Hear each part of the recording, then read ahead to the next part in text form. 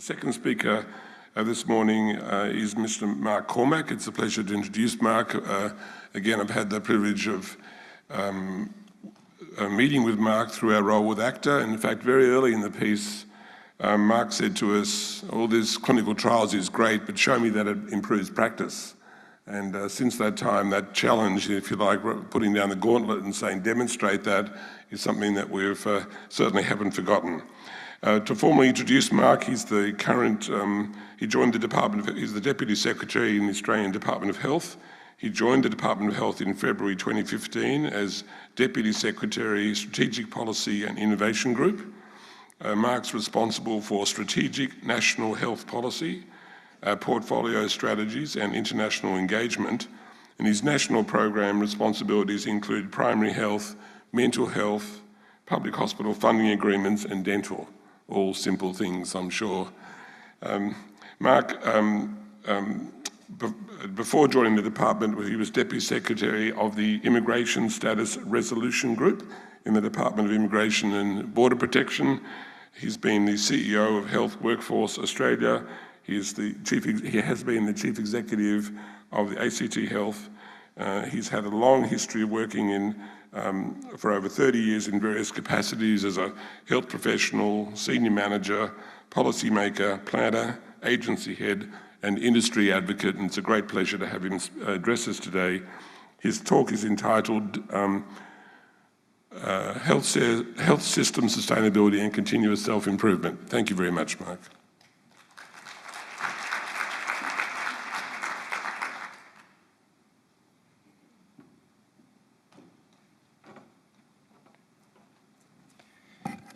Thanks, John, and thank you for the opportunity to speak with you today. But first up, I'd just like to acknowledge the traditional owners of the land in which we meet today.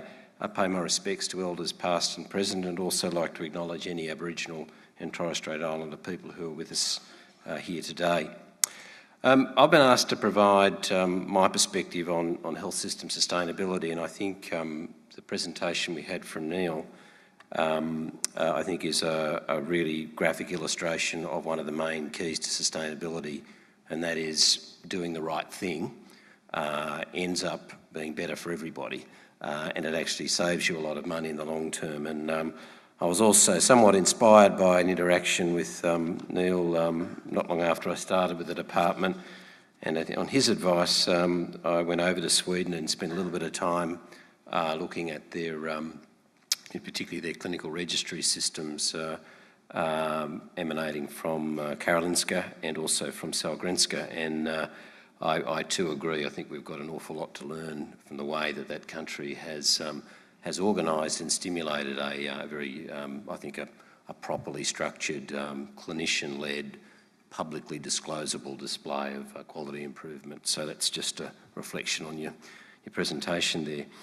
I guess what I'd like to say first up is that affordability is certainly a significant issue for our healthcare system, and sustainability essentially is the key to the future functionality for our health system.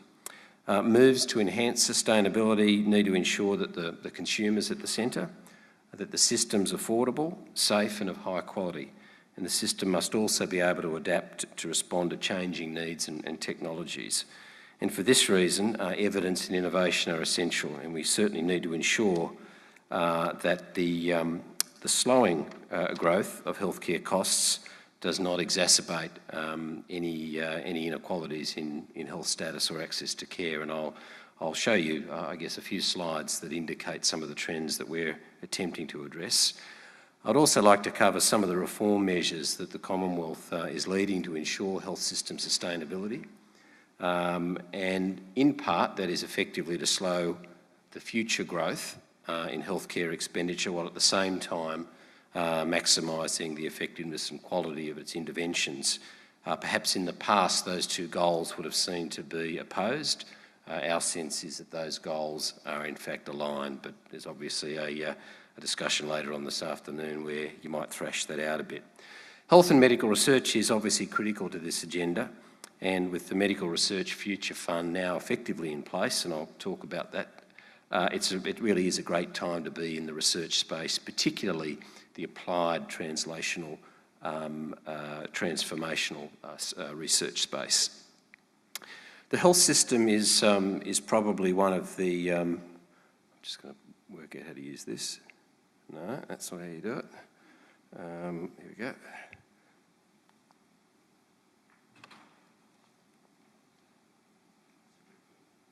Right, there you go. The health system is probably one of the most complex policy areas in government. And I'm sure you would agree, it's not really an organised system at all. In fact, it's a series of locally organised and devolved systems. So what the department has attempted to do with this slide, and we've shopped it around a bit, including a very detailed presentation to our Prime Minister to help the government and help the I guess the politicians to understand the inherent complexity of what we're trying to deal with here. So if you just look at the system as a whole, you have an outer ring which really looks at the determinants of healthcare, of health I should say, and includes a whole range of demographic factors which are largely beyond the control of the healthcare system, but in effect they drive the outcomes for peoples and individuals and populations probably more than any other factor. We then have a range of others that tend to be somewhat more in control of the health system, although very much a long-term nature, long-term focus to that ring of activities which are really around primary prevention, health promotion, disease prevention. We then get into the space that I suspect many of you are living in, working in, which is the primary healthcare sector and the specialist and acute healthcare sector. And these, of course, tend to be the areas where we're able to more immediately influence, fund, and to conceptualise policy interventions. And then we look at some of the drivers of what's happening in our healthcare system. So when we look at the main four drivers are, of course, consumer and clinician expectations, and that's largely driven by discovery, and we're good at discovering things, we're pretty good at translating new things, we're not so good at eliminating things that are no longer best practice, but clearly the progressive application of new knowledge and new treatments to larger portions of the population is clearly the single biggest driver of healthcare expenditure. Ageing population is a given. Obviously, the more people they are, the older they are, the greater the demand on the population. The impacts of technology, which are related in many ways to that first. And of course, the pressure that we face the most at the moment is the growing burden of chronic disease and our seeming inability to be able to organise the system properly and well to be able to respond in a way that delivers best care and also prevents some of the long-term costs. We've got a number of pieces of supporting infrastructure, research, data analytics, our information technology base, the infrastructure, both research and clinical infrastructure, and of course our workforce. And we have at our disposal, well, sort of at our disposal, a very significant amount of funding pools where we have a Commonwealth share, we have a state and territory share, and we have a growing share that's being borne by individuals in the non-government sector. And then, of course, over here, these are the main Commonwealth program funds that are the levers that we use to apply to this system. But it is a complex system, and it certainly requires multiple points of engagement, and it requires us not only to engage within and across Australia, but certainly as Neil pointed out in his speech, there is enormous responsibility for us not only to engage internationally for the purpose of enriching and informing our own practice, but also vice versa, and certainly Australia has done that quite well. Just wanted to get a big quick snapshot of health expenditure at the moment. So we are getting close to healthcare being 10% of the domestic economy, over 13% of the Australian workforce, and representing 20% of the Commonwealth budget. So they're very large sums of money, and currently the Commonwealth Department's expenditure is $81.3 billion. So it's a very large component of the overall Australian government expenditure. And the other factor, of course, to consider is a long-term and well-established trend whereby the annual growth in healthcare expenditure runs almost like a parallel set of train tracks, but above the annual growth in GDP. And these are the fiscal challenges that are certainly not unique to Australia. And in fact, this is a very consistent pattern across the OECD group of nations. And what we're starting to see, and we don't see it on this graph because the figures are only really starting to be compiled, we're now starting to see a contraction of that gap, and in part brought about, particularly in the Eurozone, through the impact of the global financial crisis, where you're seeing a sudden arresting of healthcare expenditure. We've seen that to a lesser extent in Australia, particularly since the 2013-2014, where we've seen quite significant retractions in health expenditure. But nonetheless, it's likely that trend will continue, and for that reason, and given the overall size of health as a proportion of the overall economy, the onus is now more than ever as the Western world faces continuing economic stagnation and in some cases decline. We do need to be able to identify a much more different and a much more sustainable way of managing that gap between what an economy can afford and what the underlying trends in relation to what it has spent on healthcare would dictate would otherwise continue. So just in terms of OECD comparisons, we saw Neil put up some in relation to health outcomes. And essentially Australia, certainly a couple of years ago, was sitting right there pretty much on the OECD average, and United States being, of course, a clear and long-standing outlier in that regard. So while we do have our concerns about the overall sustainability of our health system and how we can afford to maintain the good quality of healthcare and the good outcomes that we've been delivered, we're not actually in a bad position in terms of the OECD group of nations, and we've also got in some ways, a much more balanced mix of public and private expenditure going into our healthcare system. Just want to touch on some of the health reform initiatives that we've put in place, and the government has certainly put in place over the last couple of years, some of which have already been referenced today. And in many ways, these are about taking a far more long-term approach to containing demand and reducing that gap between the cost of healthcare and the ability of the economy to pay for it. The first one, of course, is the MBS Review Task Force. Many of you would be familiar with that, and I'm sure that a number of you are participating in a range of clinician-led committees.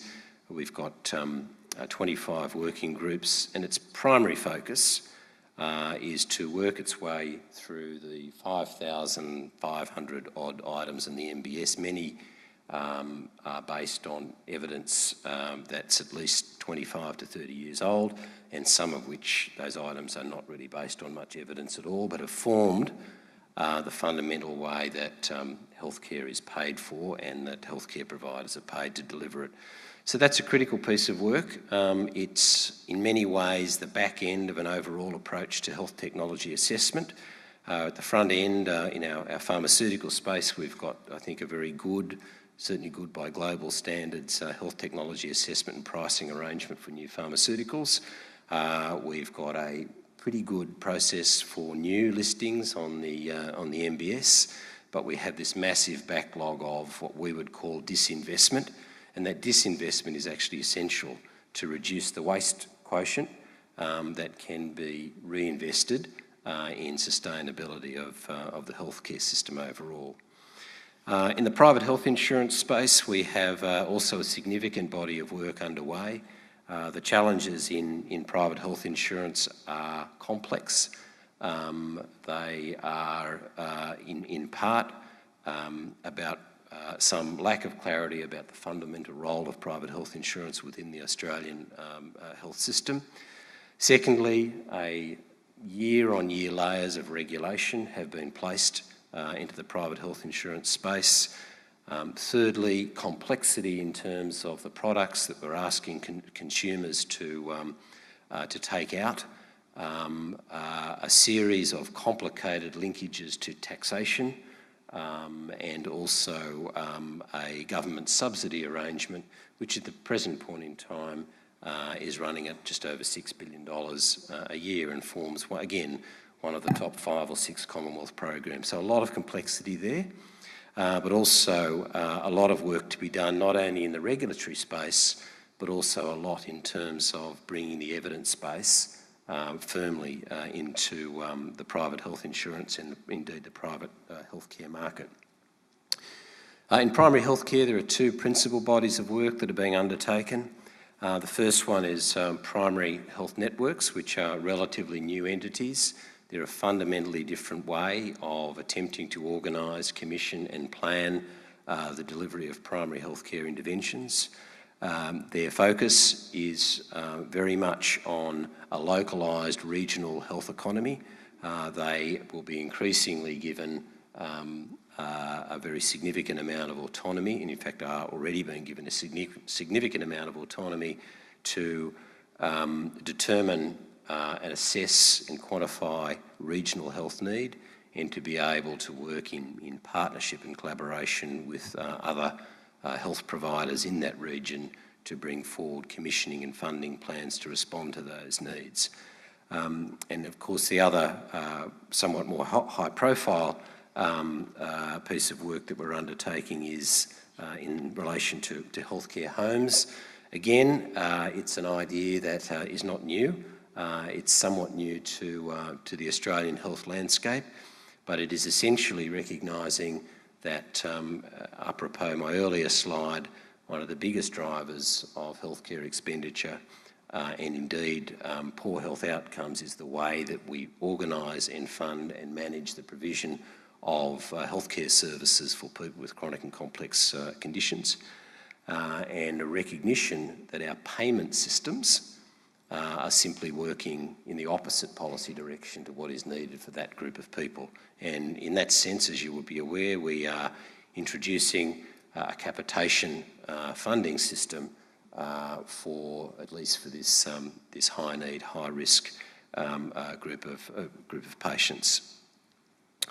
Certainly in the data analytics and my health record space, clearly data analytics is a key and largely untapped resource. And when I talk a little bit about the Medical Research Future Fund, as I will in a moment, one of the key elements within the strategy is making greater use of the very significant amounts of data that are collected for one purpose, but are otherwise not linked and optimised to better inform government policy decisions, but also to better inform practice and investment decisions by healthcare providers.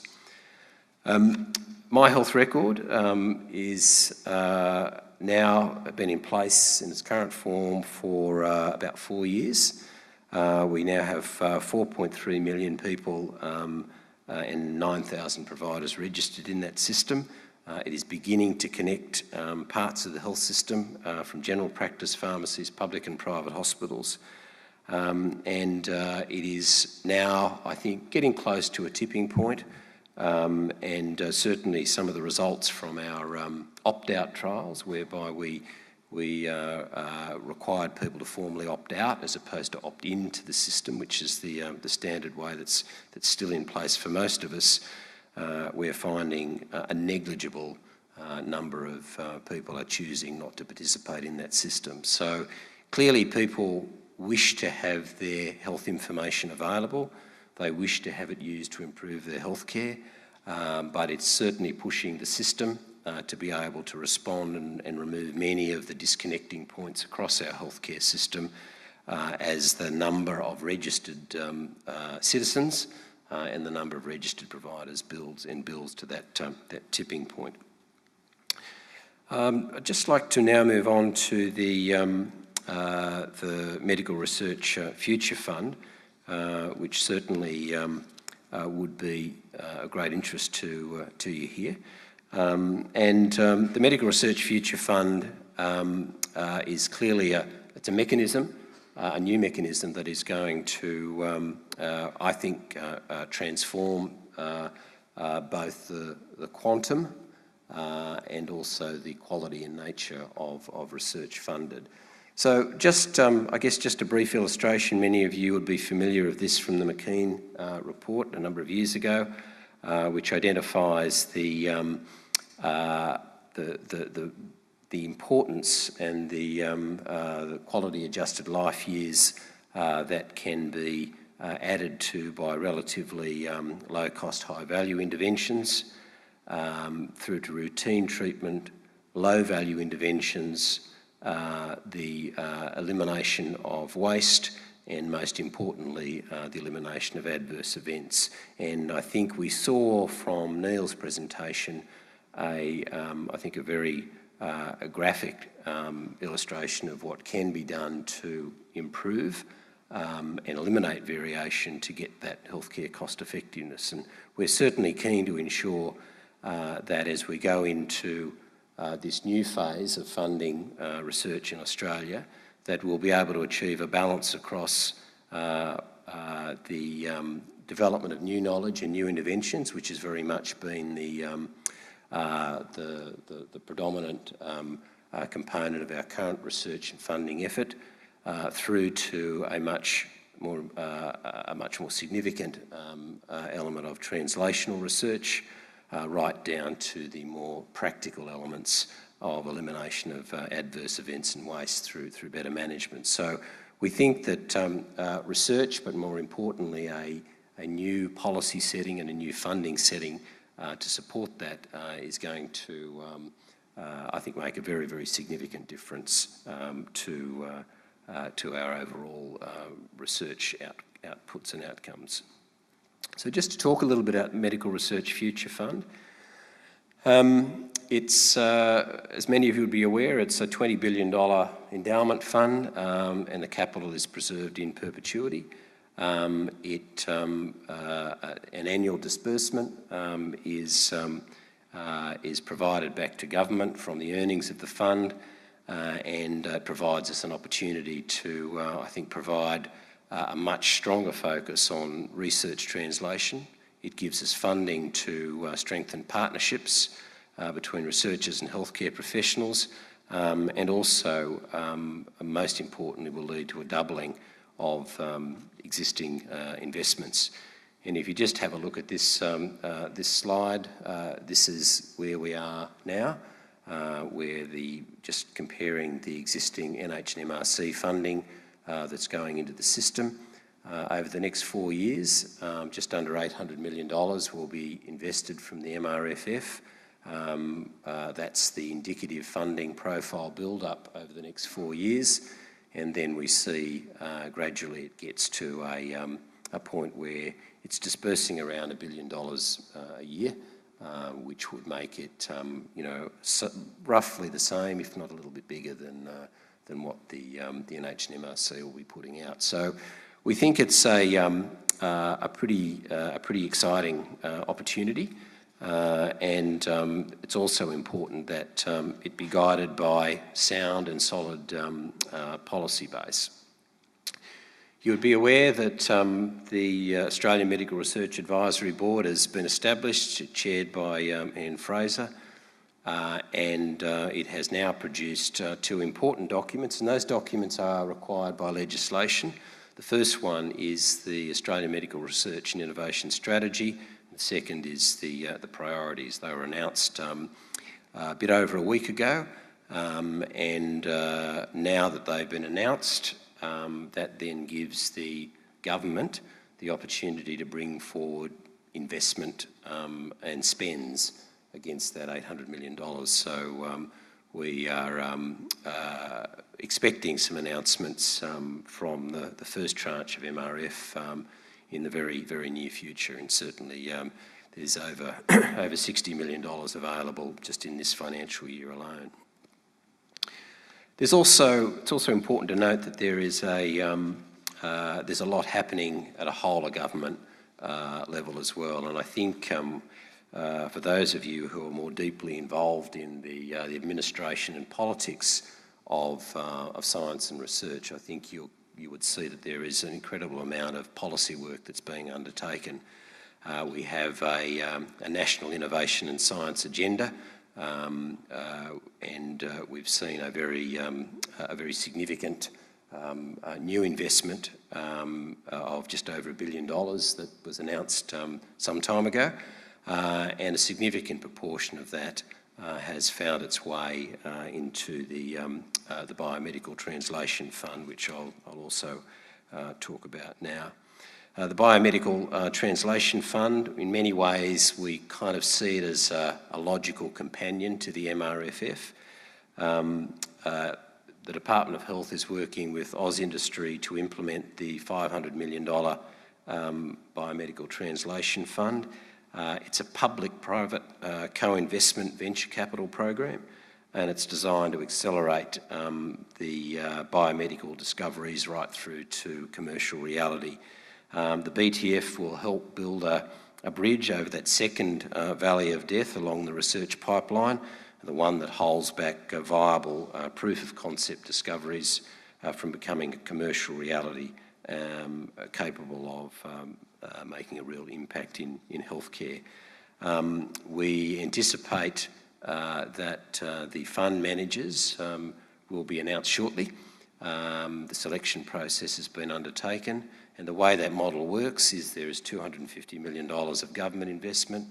The private sector venture capital fund managers have to attract a matched component, and so that's a very, very significant amount of new money going into the system at this important translation commercialisation end of the research pipeline. So I think we've now got an emerging continuum of funding sources through the NHMRC with its predominant but not exclusive focus on discovery and certain investigator-led research, through to the MRFF, which has a much more applied and translational aspect, right through to effectively returning back to the economy more broadly the benefits of that research effort through the BTF.